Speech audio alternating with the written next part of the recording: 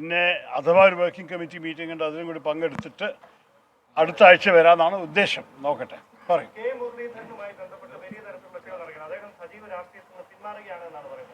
ഞാൻ അദ്ദേഹത്തിൽ നിന്ന് വിളിക്കട്ടെ. ഇത് സമയം കിട്ടിയിട്ടില്ല, നമ്മൾക്ക് എന്നെ വിളി വന്നുകൊണ്ടിരുന്നിട്ട് ഫോൺ എടുക്കാൻ സാധിച്ചിട്ടില്ല. പക്ഷേ അദ്ദേഹം എൻ്റെ അഭിപ്രായത്തിൽ ഒരു നല്ലൊരു മുതിർന്ന നേതാവാണെന്ന് മാത്രമല്ല, അദ്ദേഹത്തിൻ്റെ അനുഭവവും കുറേ വർഷങ്ങളായിട്ട് നമ്മുടെ നേതൃത്വത്തിൽ ഒരു അത്യാവശ്യ അംഗമായിട്ടാണ് ഞങ്ങൾ കാണുന്നത്.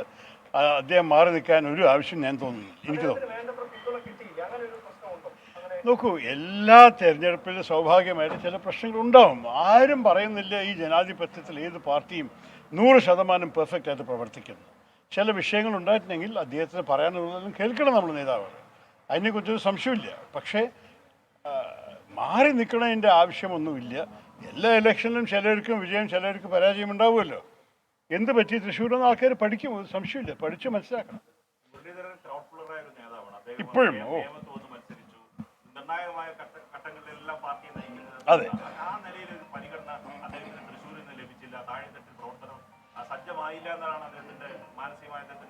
ഞാൻ അദ്ദേഹത്തോട് നേരിട്ട് സംസാരിക്കട്ടെ, എന്നിട്ട് പറയാം. പക്ഷേ എൻ്റെ അഭിപ്രായത്തിൽ അദ്ദേഹത്തിന് പരാതികളുണ്ടെങ്കിൽ അത് കേൾക്കാൻ തയ്യാറായിരിക്കണം നമ്മുടെ നേതൃത്വം. പക്ഷേ ഈ സമയത്ത് അദ്ദേഹത്തിൻ്റെ ഒരു കോൺട്രിബ്യൂഷൻ നമ്മുടെ പാർട്ടിക്ക് എൻ്റെ അഭിപ്രായത്തിൽ അത്യാവശ്യമാണ്. അതിനെ ഇപ്പോൾ പോകുന്നത് ആരംഭിക്കാൻ മാത്രമല്ല, അതിന് കുറച്ച് നീട്ടാൻ ആവശ്യമുണ്ട്. കാരണം ഇനി വരാൻ പോകുന്ന വർഷങ്ങളിൽ ഈ തലസ്ഥാന ഡിസ്ട്രിക്ട് ശരിക്ക് നിങ്ങൾ നോക്കുകയാണെങ്കിൽ തിരുവനന്തപുരം മാത്രമല്ല, ആറ്റിങ്ങലിലും BJPയുടെ വലിയൊരു വളർച്ച വന്നിട്ടുണ്ട്. നിങ്ങൾക്കറിയാമല്ലോ. പിന്നെ അഥവാ നമ്മുടെ രാജീവ് ചന്ദ്രശേഖർ 16,000 വോട്ട് കൊണ്ട് തോറ്റിട്ടുണ്ടെങ്കിൽ ആറ്റിങ്ങലിലും മുരളീധരൻ 17,000 വോട്ടിനെ തോറ്റിട്ടുള്ളൂ.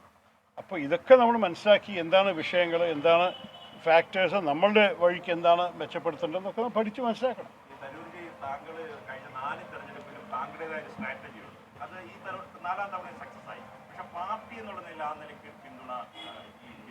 ഇതൊക്കെ ചില കാര്യങ്ങൾ പാർട്ടിയുടെ അകത്ത് സംസാരിക്കുകയാണ് ഭേദം.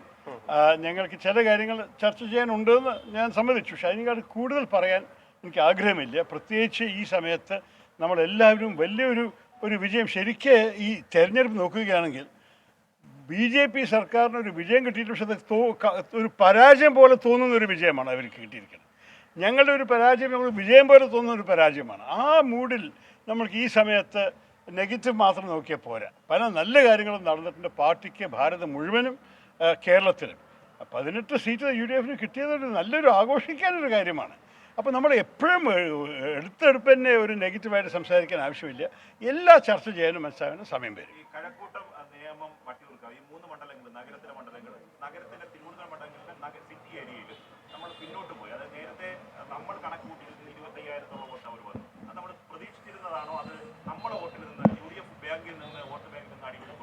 അല്ല, കുറച്ച് ഞങ്ങൾക്ക് നഷ്ടപ്പെട്ടിട്ടുണ്ട്. എൻ്റെ അഭിപ്രായത്തിൽ ഞങ്ങൾക്ക് ആ സമയത്ത് തന്നെ കണ്ടത് നേമത്തിലും വട്ടിയൂർക്കാവിലും ഞങ്ങളുടെ പ്രചരണത്തിൽ ചില കുറവുണ്ടായിരുന്നു. അത് പാർട്ടിയുടെ അകത്ത് ചർച്ച ചെയ്യാനുള്ള വിഷയമാണ്. കഴക്കൂട്ടത്തിൽ ഞങ്ങൾ ശരിക്കും ഒരു ഭാഗത്ത് പ്രത്യേകിച്ച് മഹാമോശം സ്ഥിതിയായിരുന്നു. ഈ 3 എണ്ണത്തിൽ ഞങ്ങൾക്ക് വലിയൊരു ഞെട്ടാനൊരു സർപ്രൈസായിട്ടൊന്നും ഇല്ല. ഇതെല്ലാറ്റിലും നമ്മൾക്ക് ഉറപ്പമായിരുന്നു കുറച്ച് പുറകെ ആയിരിക്കുന്നു. പക്ഷേ ഇത്ര പുറകെ ആവുമെന്ന് ഒരു പക്ഷേ വിചാരിച്ചിട്ടുണ്ടാവില്ല. നിയമത്തിൽ നമ്മൾക്ക് ഒരു ഭാഗത്ത് പ്രത്യേകിച്ച് നല്ലൊരു പുരോഗതിയാണ് ഞങ്ങൾ കണ്ടത്, മറ്റേ ഭാഗത്ത് അത്ര നന്നായി ഉണ്ടായിരുന്നില്ല. അപ്പോൾ ഒരു ചെറിയ ഒരു പരാജയമാണ് ഞങ്ങൾ പ്രതീക്ഷിച്ചത്. ഇതൊരു വലിയൊരു പരാജയമായിരുന്നു നിയമത്തിൽ.